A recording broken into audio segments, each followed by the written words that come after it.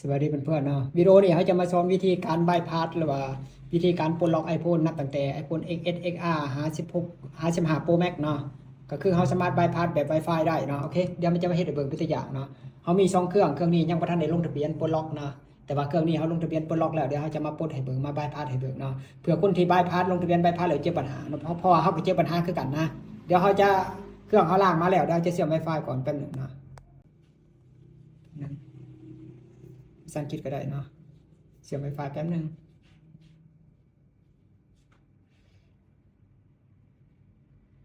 เดี๋ยวเสียบ Wi-Fi ก่อน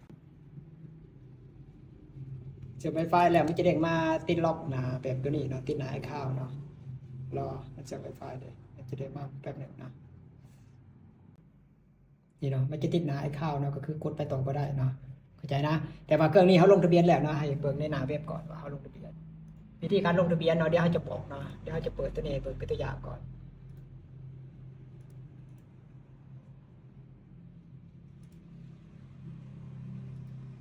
ให้เบิ่งประวัติก่อนนะเขาลงทะเบียนนี่เนาะทีนี้ให้ลงทะเบียนให้บ่เขาลงทะเบียนเขาลงทะเบียนแต่วันที่22เดือน5เนาะแต่ว่าตอนมื้อนี้นี่วันที่31แล้วที่จริงมันผ่านภายในหลังจากลงทะเบียนแล้วรอ2วันน่ะก็คือมันกดได้แต่ว่าปัญหาคือเฮากดเครื่องบ่ได้เพราะว่าช่วงนี้เซิร์ฟเวอร์หมายถึงโปรแกรมมันมีปัญหาเนาะมันมีบั๊กแต่ตอนนี้เฮาไปหาวิธีได้แล้วเขาบอกวิธีมาแล้วเนาะเฮาก็เลยจะมาแก้จะมาบายพาสให้เบิกเนาะโอเคก็จะประมาณนั้นนี่ก็คือสีเหลืองตัวนี้เนาะเฮาลงทะเบียนสำเร็จแล้วราคาตามนี้เนาะราคาตามหน้าเว็บเนาะนี่มันบอกว่าหลังจากเขาลงทะเบียนแล้วรอ1-7 วันเนาะมันถึงให้กด activate ได้เนาะก็จะประมาณนะแต่ว่ามันจะเป็นแบบบายพาสแบบ Wi-Fi เท่านั้นนะก็คือบายพาสแบบบ่มีสัญญาณเนาะ no signal ก็คือบ่มีสัญญาณเนาะโอเคเดี๋ยวจะให้เบิ่งตัวอย่างเปิดตัวนี้ขึ้นมาให้เบิ่งเนาะเดี๋ยวเสียบมือถือก่อนอันนี้เขาเครื่องนี้ลงทะเบียนเขาเสียบคอมเลยบอกมันเป็น iPhone 11 Pro Max เนาะเลขสีเหลืองตัวนี้เนาะลงทะเบียน PN 700มันถือกับตัวนี้เนาะเห็นป่ะ PN 700 iPhone 11 Pro Max ลงทะเบียนแล้วเนาะเครื่องเดี๋ยวลงทะเบียนแล้วเนาะวันนี้เขาจะมากดในโปรแกรม iRemove Pro เนาะ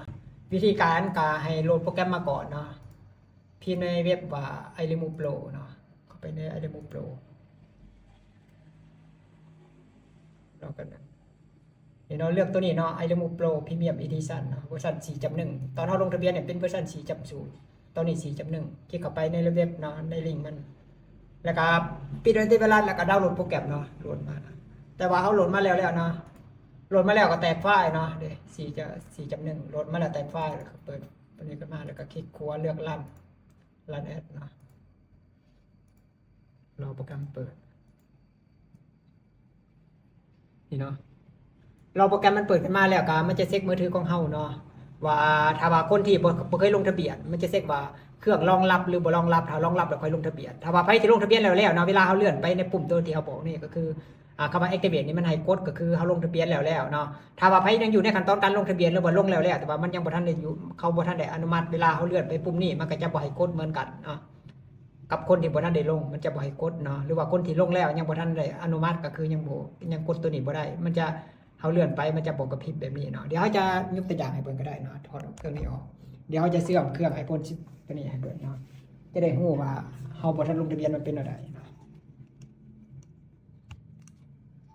นี่นะเขาจะเสียบเครื่องนี้เนาะ iPhone 10มา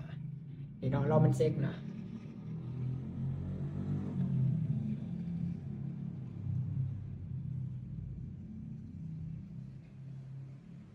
ดีเนาะเวลาเครื่องบ่ทันได้ลงเวลาเขาเสียบปุ๊บแล้วเขาเซ็กมันจะเตือนแบบนี้ก็คือ Your device not support A12 bypass เนาะให้ลงทะเบียนมันบอกว่าให้ลงทะเบียน serial number เนาะแล้วก็รอให้โปรแกรมอ่านโปรแกรมทำงานหรือว่าโปรแกรมอนุมัติเนาะแล้วค่อยมาเลือกตัวนี้มันจะกดตัวนี้ได้เนาะเข้าใจความหมายนะอันนี้คือเครื่องบ่ทันได้ลงเนาะเข้าใจนะก็คือมันเป็น serial ตัวนี้บ่ iPhone 15เนาะแต่ว่าเฮาเลื่อนเมาส์ไปตัวนี้ก็คือมันจะบ่มีมันจะบ่ได้ไงเฮากดก็คือยังบ่ทันได้จ่ายเงินยังบ่ทันได้อนุมัติเนาะหรือว่าบางคนที่กำลังลงเนาะมันเขาบ่ทันได้อนุมัติมันก็จะเลื่อนตัวนี้บ่ได้เหมือนกันเข้าใจความหมายนะแต่ของเฮาในเครื่องนี้ลงแล้วมันก็จะให้กด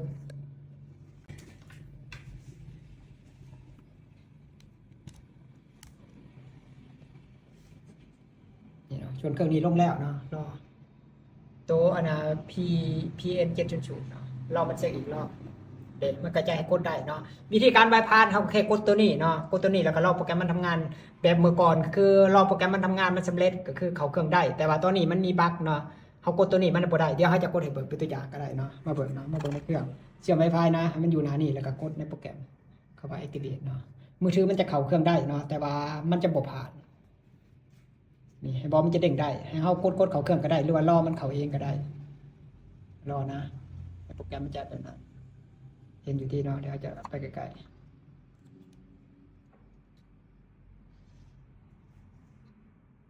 เพราะว่าคนที่เจอปัญหาเฮาเองก็เจอปัญหา3-4 วันเนาะเฮาแก้บ่ได้เฮาทักไปหาซัพพอร์ตเขาส่งมาให้เนาะแล้วก็มีอีกคนหนึ่งเนาะที่เขาก็บายพาสเหมือนกันเขาเจอปัญหาเขาถามเฮาแต่ว่าเขาก็ไปถามทางซัพพอร์ตบอกก็ให้ตามเขาก็ผ่านเนาะเดี๋ยวมาบอกเดี๋ยวรอก่อนมันเวลากดบายพาสเนาะมันจะแล่นประมาณนี้แล้วก็บัดนี้มันจะรับแล้วมันจะเปิดมามันจะเข้าหน้ารับได้เนาะถ้าเปิดมันจะเข้าได้แต่ว่ามันบ่ผ่านเนาะเข้าใจความหมายนะแป๊บนึง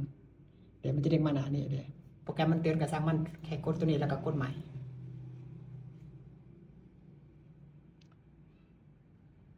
ถ้าว่าไปมีปัญหาเรื่องซ้ายกับเซ็ตเดี๋ยวบอกมันเข้าได้เนาะแต่ว่ามันบ่ผ่านนะเนาะถ้าว่าแบบเมื่อก่อนที่เอาบายพาสมันจะง่ายก็คือรอโปรแกรมมันแล่นสำเร็จมันเตือนว่าบายพาสสำเร็จแล้วก็คือเข้าเครื่องได้เนาะเข้าใจก็หมายบอกก็คือใส่ได้เลยเนาะแต่ตอนนี้มันมีปัญหาเดี๋ยวจะให้เบิ่งก่อนปัญหาของมันเดี๋ยวมันเช่าเจอเนาะเพื่อคนจะได้ฮู้ว่าปัญหาที่เจอมันเป็นอย่าง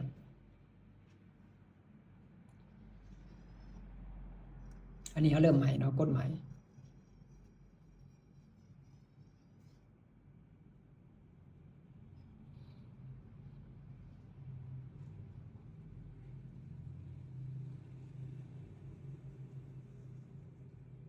เดี๋ยวมันเข้าได้เนาะลีนได้นะเขาถอดสายลีนได้ปกติเนาะแต่ถ้าว่าเวลาปิดเปิดปุ๊บมันก็จะกลายเป็นติดล็อกเหมือนเดิมก็คือในโปรแกรมมันบ่สำเร็จเนาะแต่ว่าตัวนี้ถึงว่าโปรแกรมมันสำเร็จมันก็จะลีนบ่ได้หมายถึงลีนได้แล้วปิดเปิดก็คือติดล็อกเหมือนเดิมแต่มาเจอมาเบิ่งอาการมันเนาะจะได้เข้าใจง่ายๆนี่มันก็แล่นเหมือนเมื่อก่อนปกติมันจะที่ตั้งตัวนี้ถามว่ามันเด้งมาให้คนยอมรับเนาะให้คนยอมรับแต่มันเตือนในโปรแกรมเนี่ยก็มันบอกว่าแท็บallow เนาะ pop up display เนาะdevice on click OK เนาะกดโอเคกดตัวใดก็ได้ระหว่างVLAN กับอัน Cellular เนาะกดตัวใดก็ได้แต่เอาบายพาส Wi-Fi กดตัวใดก็ได้2อันนั้นอย่ากดปฏิเสธเพราะในคอมกดโอเคไปตามมันเนาะ